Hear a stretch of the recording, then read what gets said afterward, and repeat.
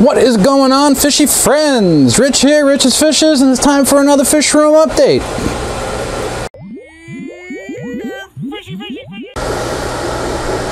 So guys, it's been a while. Life has been kicking me in the butt. I am so busy handling life, and I haven't had time to get down here and shoot any updates. I haven't had time to be down here much at all lately. I did do a real big scrubbing on this tank. Was it yesterday or the day before? I think it was yesterday. It looks like I didn't reach all the way into that back corner. But these two Discus are doing fantastic. These are the two Discus that I raised out from tiny juveniles 2.5 years or so ago now. And that guy's probably the biggest Discus in my fish room. And I am quite proud of the shape that I grew him out to. This one in front isn't so bad either, but he's not quite as perfect as that one in the back, who now won't cooperate and turn around and show me what's up. And it's weird, on camera, it's amazing how different these fish look to me on camera. You know, I'm looking at this thing over the camera right now while I'm filming, and on the camera it looks like he is almost predominantly white, as does that one. In person, that's not the case. They have a lot of peppering on them that doesn't seem to show up on camera, and a lot more red and orange to the body that for some reason doesn't seem to be captured on camera. I never really noticed that before. Maybe it's because I'm always shooting through algae-ridden glass in this tank.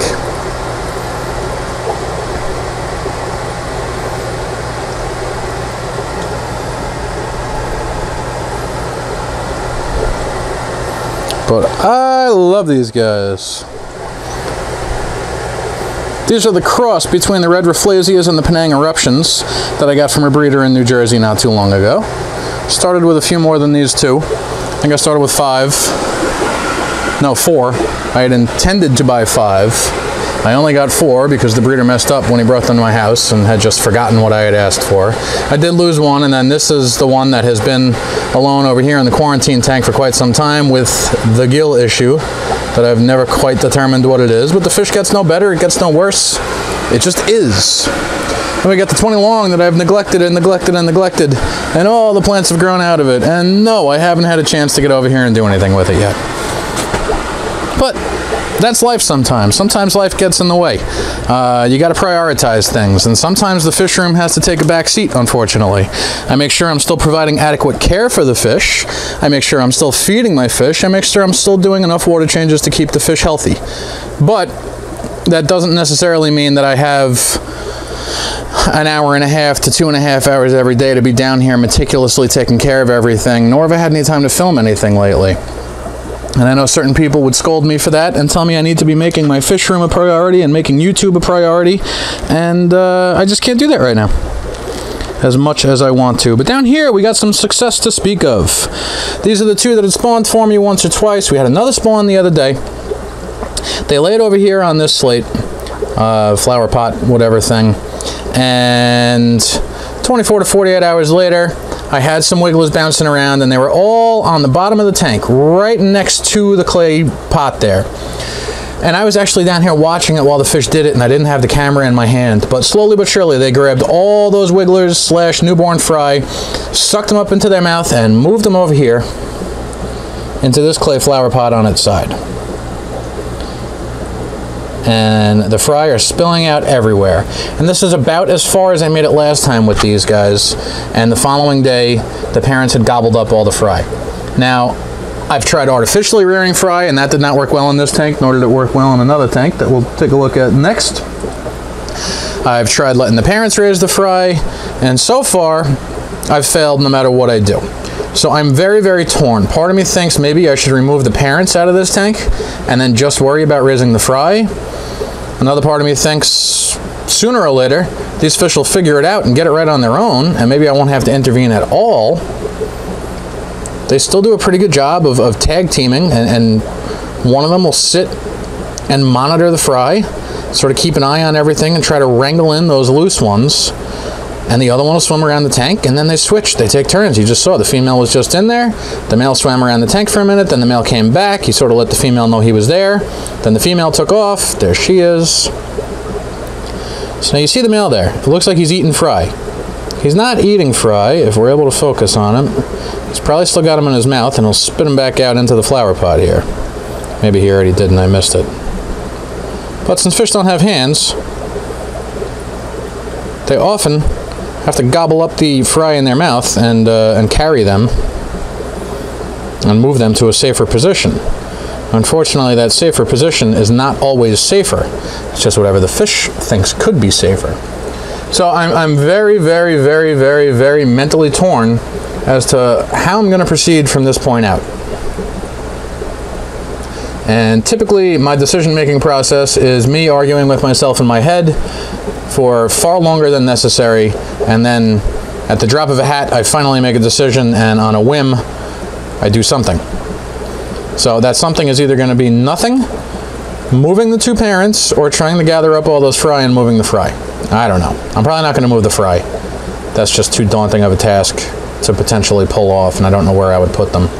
I may move the parents. I'm not sure where I'll move them to. Maybe I'll move them over back into this tank, in the 29-gallon tank, where the rest of the rams are kind of hanging out. And I got an issue with one of them. This guy, girl, I should say. Something doesn't seem right, and I can't put my finger on it. She's kind of swimming against the current, fighting uphill at all times all of a sudden. It's kind of weird. But we got them, and then we got the golden ram that I got from Mike over at Michael's Fish Room. I moved that fish out of the quarantine tank over into this tank recently, and the colors on that fish are just fantastic. He colored up so much more intensely after getting put into this tank. Looks like he's cleaning a breeding site right now too, which is interesting. I haven't seen him pair off. Looks like he has been scuffling a little bit with that big male right there. And like I said, I'm very, very worried about this one all of a sudden. Not sure what's going on. I don't know if it's like a swim bladder issue, but it seems like she can't stay afloat right, and that she's always fighting against the current. I don't know. I'll keep a good eye on her. See what's up. That golden isn't on eggs right now, is it? I can't really see. I think there's just some algae that has grown on the bottom of that saucer. Or is he sitting on eggs? I'm going to have to investigate that a little more carefully. I think he is maybe sitting on eggs. Is that possible? I hadn't seen him getting all too close with any females. Boy, I just can't see down there. He is on eggs, isn't he? Well, that's a pretty interesting development. I wish I knew what female he might have paired off with so I could potentially move them into a different tank. Yeah, look at that. I think, man, I just can't tell for sure. If I'm looking at a little bit of debris and some sand grains down there, and of course my damn camera won't focus in on it, so I can't show you guys very well. I am gonna have to investigate that a little more. I'll deal with that when I'm not holding the camera in my hand. Let's see, back here are my other breeding pair of rams, and it looks like these dopey-doos laid eggs on the driftwood that are all fungusing over. I did not see those eggs there yesterday, and from the looks of them, they have been in the tank more than 24 hours already. Ah, that's an interesting phenomenon right there. They've got multiple flatstones that they can choose to breed on, and they have. They've bred on that flatstone. They've bred on that clay saucer where the worm cone has dropped down onto, unfortunately. Maybe that affected where they were going to lay their eggs. But look at that. They laid eggs in the crevice, the crevasse over there on that driftwood. That's weird. Well, I don't know. It is what it is. Not much I can do about that right now. It would be nice if it was a successful spawn, but it looks like that won't be in that particular tank. Oh, look at that. I got a random snail over here in my daughter's glowfish tank. I don't think I've ever seen a snail in this tank. That's interesting. I wonder how that snail made it down in there. Huh. I do have snails in a lot of my tanks. Very few did I purposefully add to the tank. Up here you can see this is an assassin snail, and there's some remnants of other snails that the assassin snails have eaten. Now obviously I did put the assassin snails in this tank. Excuse me. This is the 10-gallon red cherry shrimp tank. And there's that one lone black skirt tetra all the way in the back over there. Hard to see past the glare. That black skirt has probably been in a fish tank that I have cared for 5 years or so now. And I know I shouldn't have him alone. He should be with more of his own kind, but he's in there, living out his days peacefully, just kind of hanging out amongst all the red cherry shrimp. Looks like a buried female.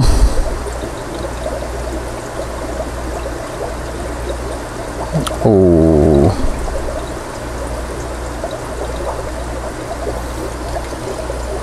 And next door, and the 10-gallon with the Epistogramma hongsloy. Both females are pretty colored up lately.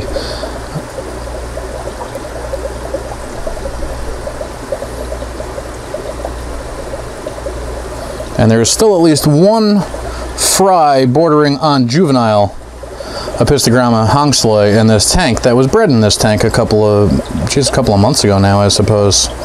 You can see some of the snail activity here too. And I know snails are natural and aren't something to necessarily be concerned about, but geez, I just hate them. They're such a pain in the ass.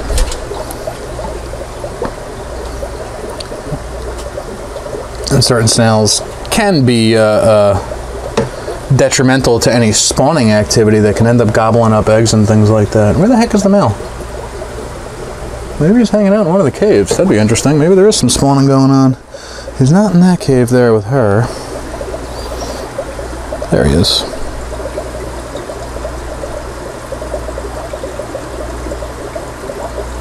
Can't see him well. He hides. He is not very photogenic at all. The red covers, they're doing their thing. I've not seen any more spawning activity from them in quite a while. But they're good and healthy, good happy fish. The Tiger Turks, their tank got a good scrubbing the other day. These are the Tiger Turk juveniles that I got from Eric at Carolina Discus.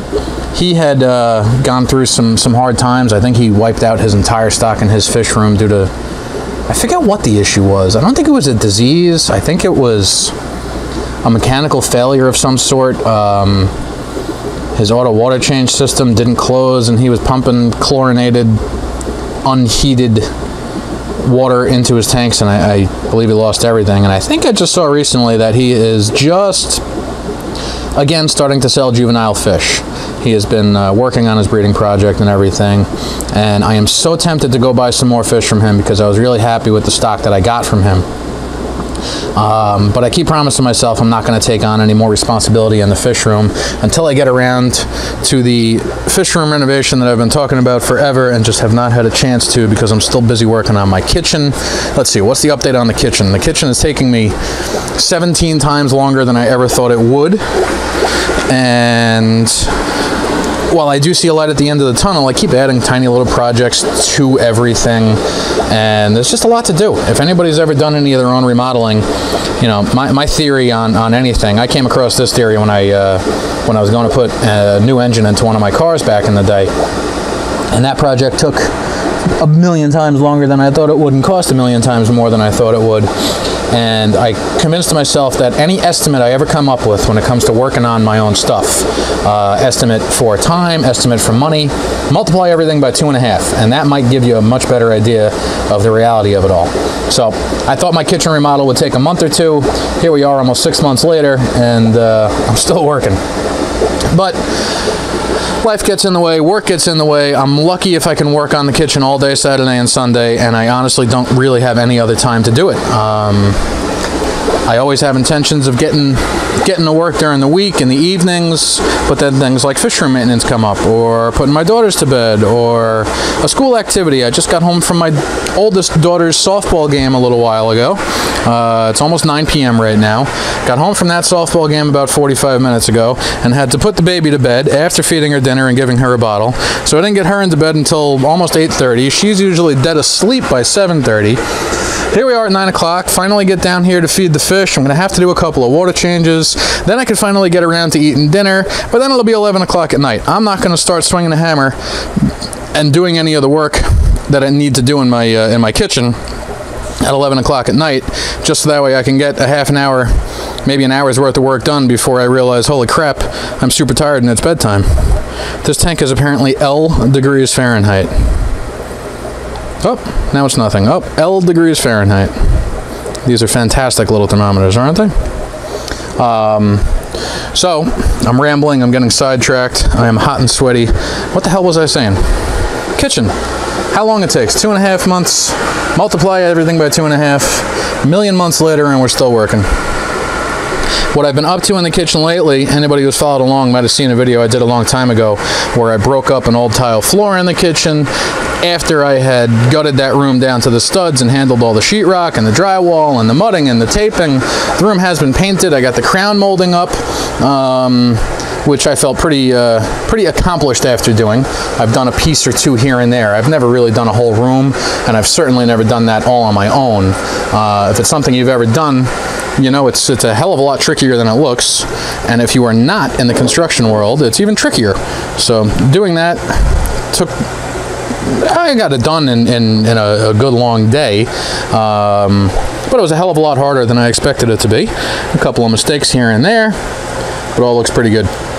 So I had torn up the old tile floor in the kitchen. There was a good 2 inches of mud underneath that I had to dispose of and get rid of. That brought me down to the old original hardwood floor. I've been handling all the work in the kitchen on that hardwood floor, and we knew we weren't going to refinish it because I don't think hardwood is proper for a kitchen. The potential for disaster is too great. So I didn't have to use any drop cloths, and I was perfectly fine dropping spackle and dropping paint and stuff on that floor because I knew I was going to tear it up. So now that I'm done with all the paint and everything, I did finally tear up the wood floor. So I got the wooden floor up and out. Actually just had special pickup come to my house today, the garbage men, and disposed of all that. And that brought me down to the old original subfloor. Actually, I'm down in the basement, sort of underneath the kitchen area, and if you look up, you can sort of look at the bottom of the subfloor. If I find enough cracks, I could probably look through up into an area of the kitchen, but that doesn't matter. So got down to the old subfloor and realized why there was so much mud under there. Somebody had done a dormer on the back of the house a super long time ago, and it looks like their math was a little bit wrong. The floor of that dormer is a good 1.5 inches higher than the floor in the rest of the kitchen, and they used a plane to sort of shave down the floor and ramped it up and made it meet. So I had to cut that out and sort of build a step between the two. Now that that's done, I was able to get some new subfloor underlayment. Well, I got some underlayment on top of the old subfloor. Then I got the cement board down on top of that. So all the cement board has been cut and dry fit and is currently sitting on the floor. I'm going to have to thin set and screw that thing into place this weekend. And unfortunately, there probably won't be enough time for me to then actually start tiling the room. So that'll have to be done the following weekend. Then I got to do all the base molding. Then I got to do all the custom trim and woodwork.